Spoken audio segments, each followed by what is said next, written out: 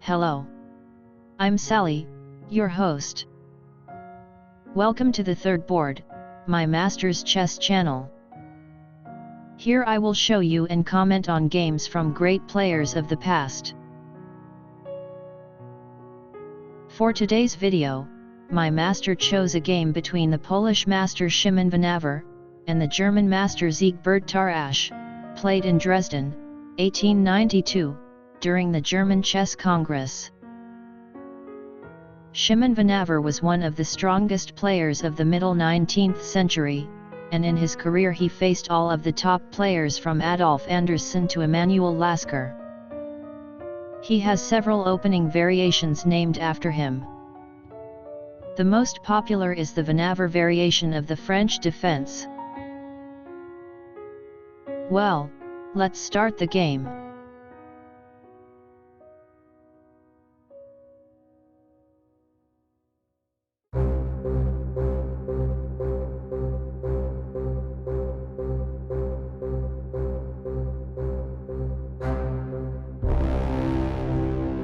Szymon Winawer has white and starts with pawn to e4. Dr. Tarrasch responds with pawn to e5. And after pawn to f4.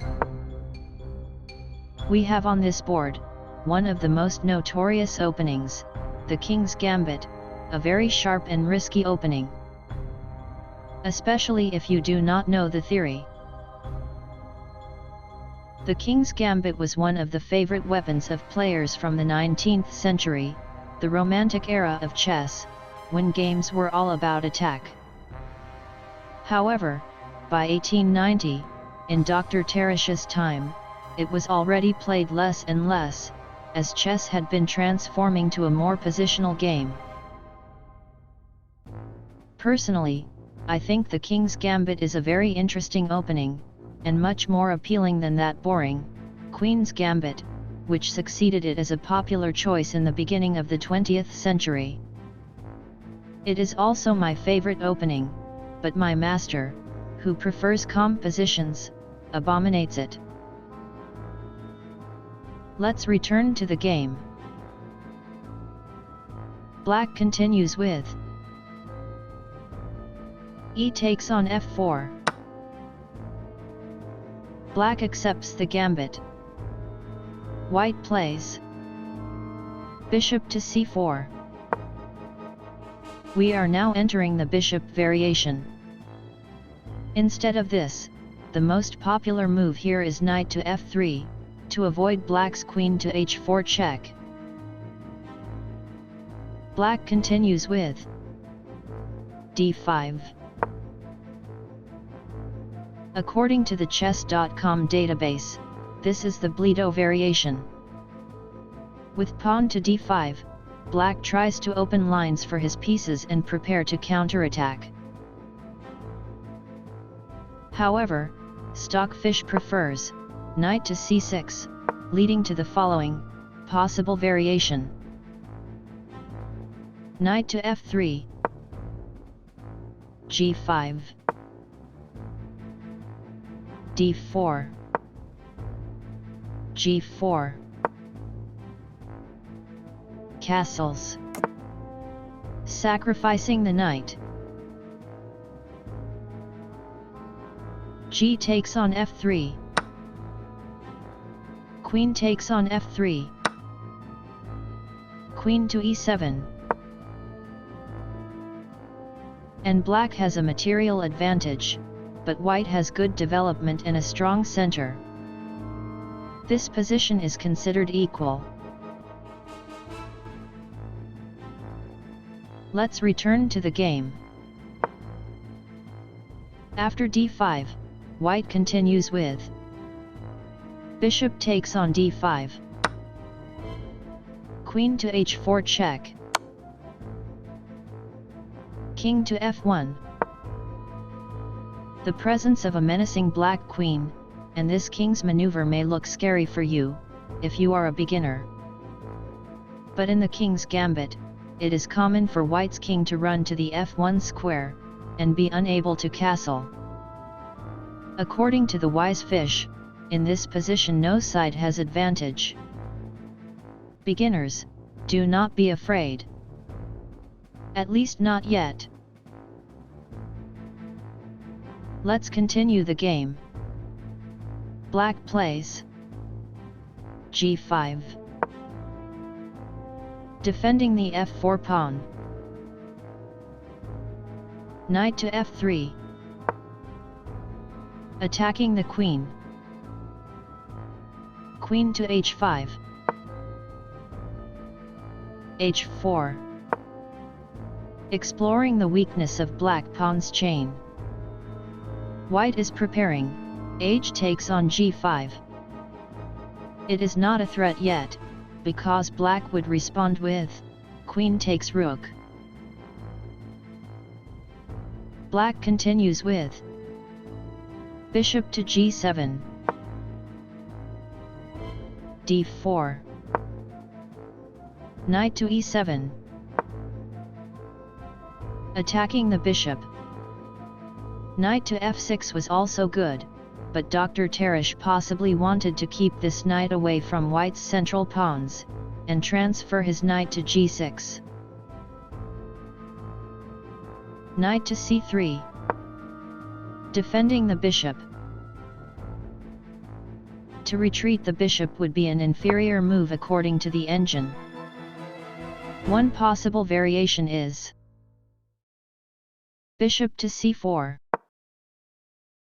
Knight from b to c6. c3. Castles. King to g1. Threatening pawn takes pawn. g4. Knight to g5. Knight to g6. And black would be better according to Master Fish. Let's return to the game. After knight to c3, black continues with h6. King to g1. Now white threatens, pawn takes pawn. Queen to g6. Queen to d3. This was not a bad move, but Stockfish recommends knight to e5.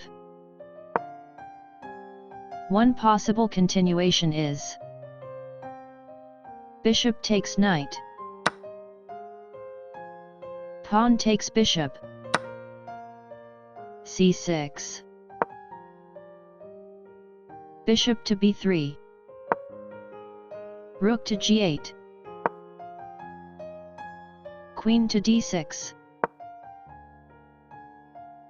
And the position would be equal.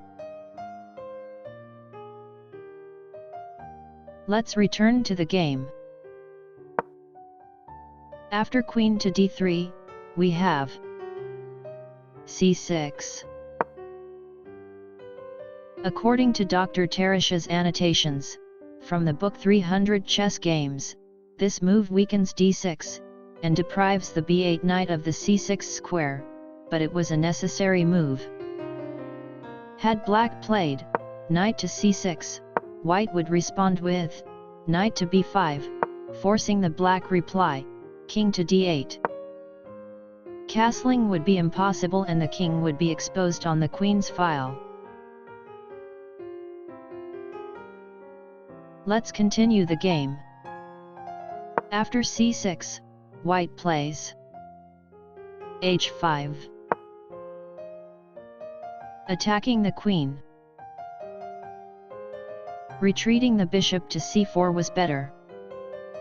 This advance is premature because reliefs the black pawn chain, and the h-pawn will become weak, and a target for black pieces. Black continues with Queen to h7. If black retreated the queen to d6, white would respond with e5. After queen to h7, white continues with bishop to b3. Castles. According to Stockfish, castling here is a mistake. White is now allowed to make a move that would give him advantage. Dr. Tarrasch himself did not notice this mistake in his annotations.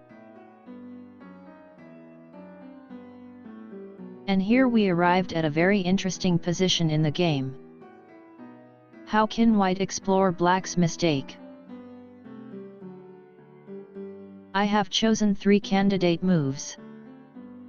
Only one of them will bring advantage for white.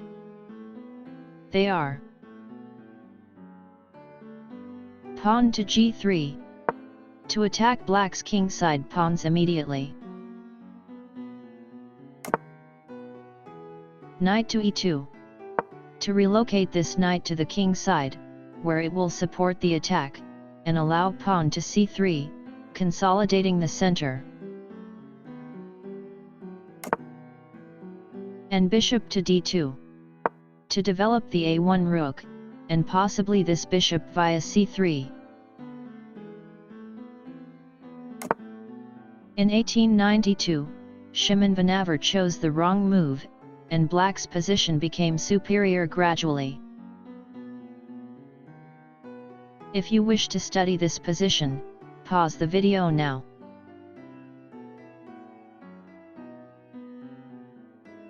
If white played bishop to d2, one possible continuation would be b6, e5, queen takes queen, c takes on d3, knight to f5, d5, bishop to b7, d6, knight to d7, rook to e1, rook from a to d8, and black would be slightly better. Let's return to the original position. According to Stockfish, the best move here is pawn to g3. The engine is not afraid to advance the only pawn protecting the king. The game could have continued like this. c5. G takes on f4. g4. Knight to e5. Knight from b to c6. Knight to g6. Bishop takes on d4 check. Bishop to e3. Knight takes on g6. H takes on g6. Queen takes on g6. f5. Queen to g5. Knight to d5. King to g7. And white would be better. Let's return to the original position. In the actual game, Winawer chose another path and played knight to e2. This was not a blunder, but white's game became more difficult. The game continues with bishop to g4, bishop to d2. Pawn to g3 was still possible and better according to the engine. Knight to d7. The engine prefers pawn to c5. Well, we now have arrived at another interesting position in the game. As you can see, Black is consolidating his position, and White's attack is losing steam. White desperately needs to break Black's pawn chain. I quote Dr. Tarrasch. The ingenious Winawer realized that with quiet play, he would gradually drift into a bad position, so he finds a surprising piece sacrifice, giving his game a more favorable turn. So, I ask you, would you play knight takes on f4, sacrificing the knight? Or would you play bishop takes on f4, giving up the bishop? If you wish to study this position, pause the video now.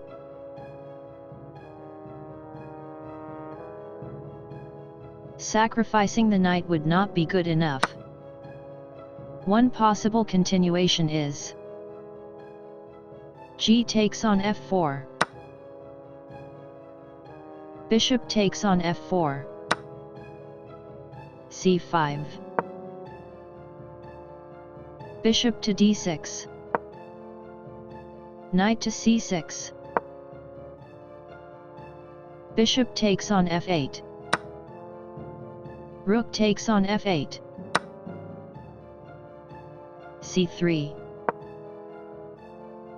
Bishop takes on f3. Queen takes on f3. And Black would be better. Let's return to the original position. The best move here is bishop takes on f4, according to Stockfish. This is also the move Szymon Winawer chose in 1892. The game is now equal again, maybe slightly better for Black.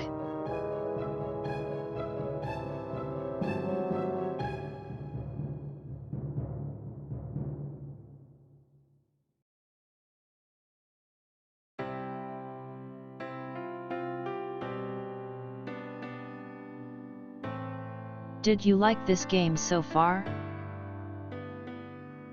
I hope you enjoyed this video. Please support our channel by liking and subscribing. It will help us to make more content like this. I will continue to narrate this game in the next video. See you in part 2. Goodbye.